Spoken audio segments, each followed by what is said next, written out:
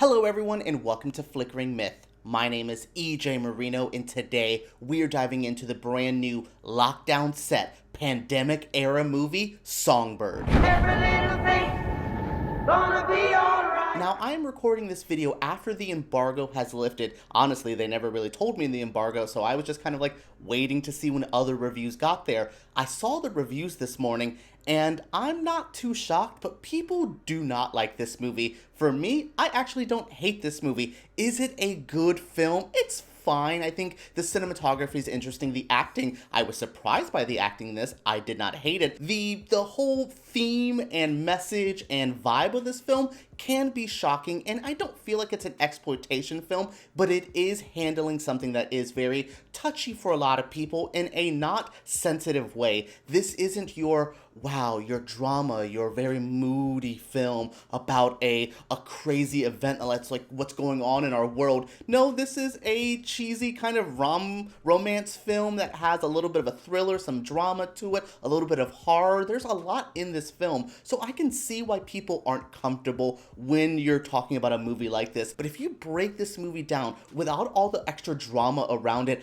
I think it's a pretty decent movie. It's one of the more entertaining little romps that I've seen this year. I've seen movies that are far longer, that are far more boring. I've seen movies that are a little bit more shocking that was completely made me uncomfortable. This movie, I just watched it and went, oh, I get it. I want Nico's character to get his girl. I want this to work out. It's nice. I actually got invested into these characters, which I didn't think I would. Nico is a delivery man set by motorbike, and he's just trying to get through this pandemic with his sanity, with trying to be safe. He is one of the people who are immune to this, so he's allowed to kind of travel around. He has this little wristband. When his girlfriend Sarah is trying to get out of her situation, she's there with a family member who's getting sick, and she just doesn't want to be in that little lockdown house, and things start getting crazier where they start getting sent to camps where there's people who are sick at. It's a little bit, it's not directly like our obvious situation. We're not having camps. There's not immune people. We're supposed to be locking down, but not so crazy like this movie. So we're a little bit more in the future though. The virus has mutated and all that. So we're in this weird environment and we're just trying to see Nico and Sarah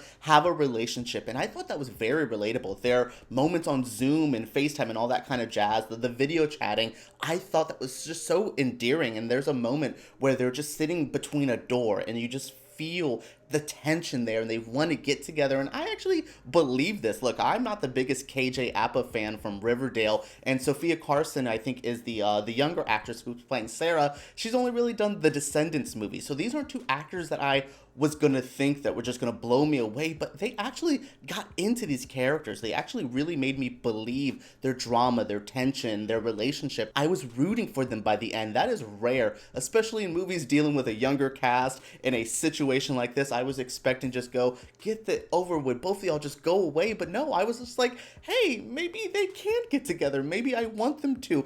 And then the movie has a good supporting cast around it. Again, I can't say I hate this movie. I don't think it's handling everything with the most tact, but I wasn't going into this movie to see a respectable depiction of the current status of our world. Our own government's not handling this with respect. Do you think a filmmaker is? Come on, guys. Now, what made this movie for me is this really fun supporting cast. Paul Walter Hauser, Alexandra Daddario, Bradley Whitford, Demi, Craig Robinson. All of these actors really give it their all. They really take somewhat smaller roles, which they would be. You know, there's just actors who are like, I'm just trying to work in all of this thing. Let me just take this quick little gig. But they make the most out of it. Bradley Whitford's character is insane, nutso, weirdo. You know, Alexandra Daddario is playing a cool character. I actually like Demi and her daughter's kind of vibe and relationship. Her daughter's very sick, very immune compromised, so she's very worried about what's going on. And then when KJ Apa breaks into their house for something, it's I'm trying to maybe help you, but you gotta help me with my daughter. You gotta get out of it. It's just really good tension like that. I believed all these moments. I felt all these moments.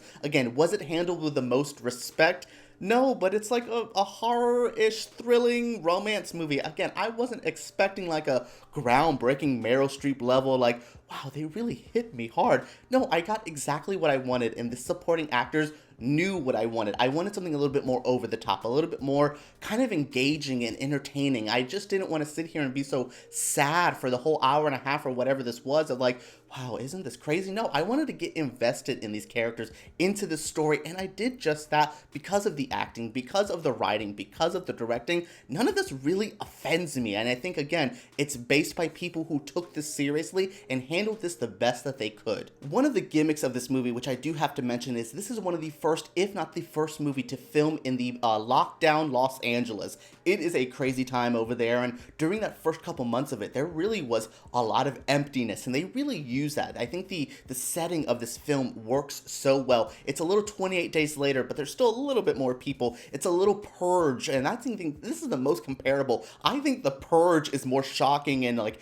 in your face than this movie was, but they're very comparable in that way. I actually really liked the gimmick of this vibe. I think we're going to see a lot of pandemic films kind of pop up throughout the time. I know it's going to piss some people off, and maybe they will be handled with more respect, more than Songbird was, but I think this was a good launch to this. We got our like cheesy, fun little movie out of the way, so we're going to get more serious ones as we go on. We're going to get the Oscar contender for the pandemic era, and I don't want to deal with that. Anyways, alright. So yes, I do have to mention the gimmick that I do enjoy, and I do think it adds an element to this film that I actually liked. Alright everyone, that was it for my review of Songbird. As you can see, I'm probably going to be in the minority here who didn't hate this movie, who isn't going to like blame the filmmakers or the actors for wanting to tackle the subject in some kind of way. I think it's all fine. I think this is art. We're supposed to do what we do. No one was being massively disrespectful. But what did you guys think? Have you seen Songbird? Let me know what you think down in the comments below. What did you guys think of this review? Make sure you guys let me know your feelings. Give me a thumbs up if you did enjoy it. And make sure you guys subscribe because we make videos like this every single week. Alright guys, let's talk about Songbird down below.